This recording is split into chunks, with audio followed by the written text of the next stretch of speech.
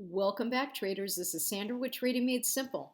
And today I want to talk about how do you create either an alert or actually an order in order to buy either a call or a put or maybe some other option strategy based on a study. Because I recently created a video on automated trading and how TOS already has these tools for you to follow. So as an example, like an RSI, when the RSI gets above 50, buy me a call. And when it drops below 70, get me out of the position. I mean, can TOS actually do that? And the answer is yes. But I certainly hope that you practice a lot with this, okay? So I'm going to show you how to do it right now. So let's get to it.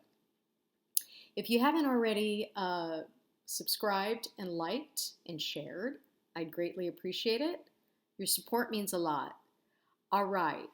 So the first thing we want to do is, you go to the symbol that you want. And for today's example, I have SPX up. And as I'm looking at SPX, maybe I'm thinking to myself, I'm on an hourly chart. Maybe I'm thinking to myself, when right now this is the blue is the 5, the gold is the 8. So the 5 is below right now the 8 EMA on an hourly chart. So let's just say as an example that I wanted to buy a call when SPX, the 5, crosses above the 8 on an hourly chart. How would I do that? Well, let me show you how.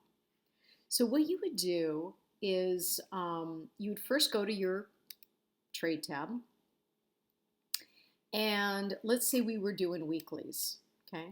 You knew that this was going to happen. You're working, you're busy, you can't do it because you're not sitting in front of the computer. So what you're going to do is you're going to just, click it. You want to buy. Now, of course, I'm going to tell you to set this up with a stop.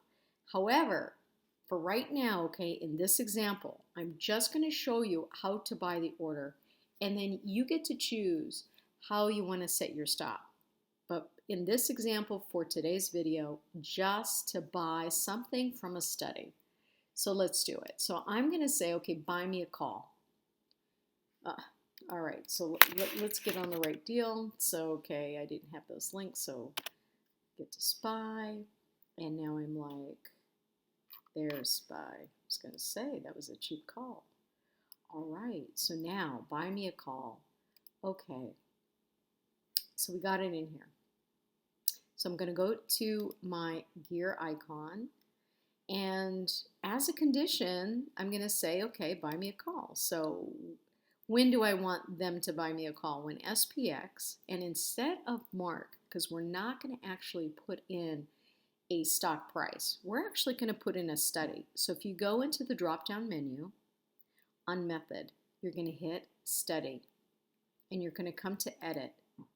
And when you do that, if you've used this before, you're going to have whatever the last one was there. So I'm going to delete that. You'll probably have simple moving average. It seems to be the default. Now you'll notice up here that I'm on the 15-minute chart with extended hours. So because, I want this actually to be during the market session, and then I also want this to be on an hourly, because that was my example to you. So we're on an hourly chart, no extended session. Make sure that you have the chart that you're wanting to do. And I'm going to say add a condition. And what's the condition? You click on it and you say study. And so they're going to bring down all the studies that are available to you on a regular basis in your beaker or hourglass. So you're going to just start to type in, as an example, exponential. Could be simple moving average, could be exponential, but in this example, it's exponential. And I like the 5 crossing above what? Well, another exponential. And crossing above the 8. Okay. And it's within 1 bar. and you say save it. So I'm saying, hey, buy me a call on an hourly chart when the 5 crosses over the 8. Make sure I have my stuff programmed. I say yes, and then when we take a look at the conditional order, it says true. Now remember, up here it's showing you an option price, and that option price is not related to the study we just did.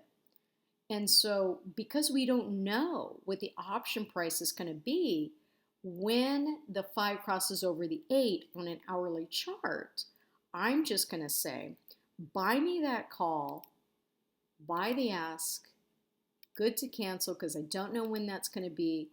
I'm busy with family this week. It's Turkey Day coming up. So here it is. It says, hey, wait until the following condition is satisfied, which is the study. You want it to be true. Exponential 5 crosses over the exponential 8.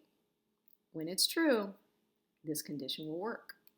You save it, you confirm and send, you bring up the dialog box, and you hover over it. If you can't, let me see if I can make this larger. There we go. So the study is right here. When do you want me to buy this call? Well, when this happens. And that's what we just did. So you're going to send it, go to the monitor tab. A little slow tonight. Monitor tab, working, and there she is, right there. And there's a wait condition. You can click on it, and it says right there what you want it to do.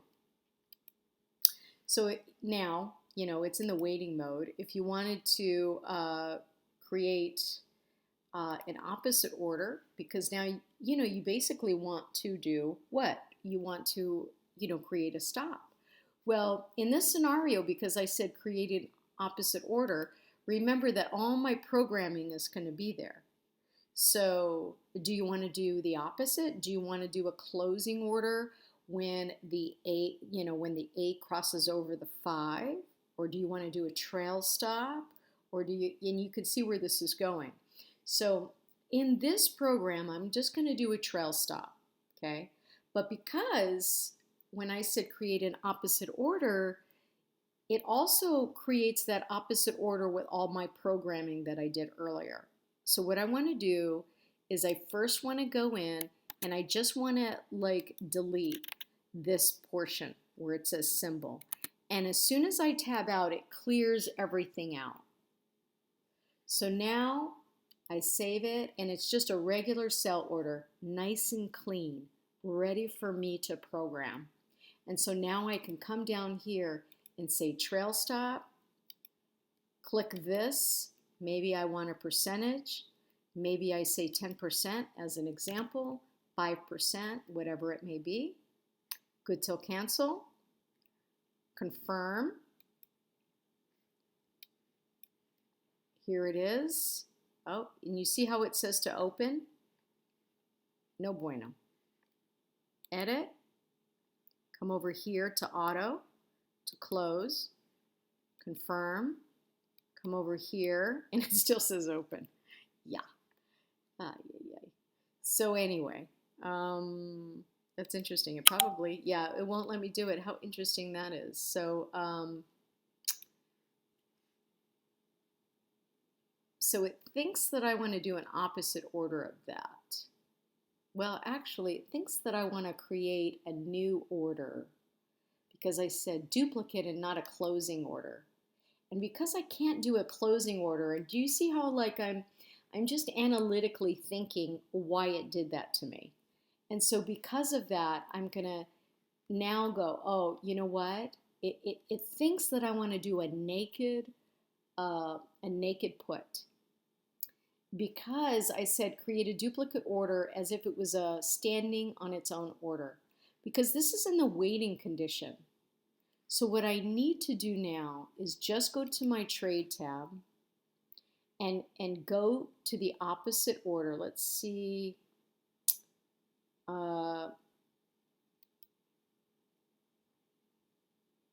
So let's see, I bought a call. I'm going to sell. I wonder if it'll let me do that. Sell a put. Yeah, that's going to be good, huh? Let's see. Will it think I'm doing the opposite? It probably will. Okay, you know what? Let me just think that out. I'm going to replace the order. Why am I replacing it? So see, now you know exactly just how I'm thinking about this is just like you. I'm just thinking about, how to do that right. So now it's going to be, hey, I figured this out. It thinks I want to do a naked call because I'm doing it on its own, and this is already not in the system. It's just waiting. And so because it's waiting, it hasn't validated it yet. So now I'm going to replace this order just by saying, hey, first triggers a sequel. So what's my sequel? The opposite order.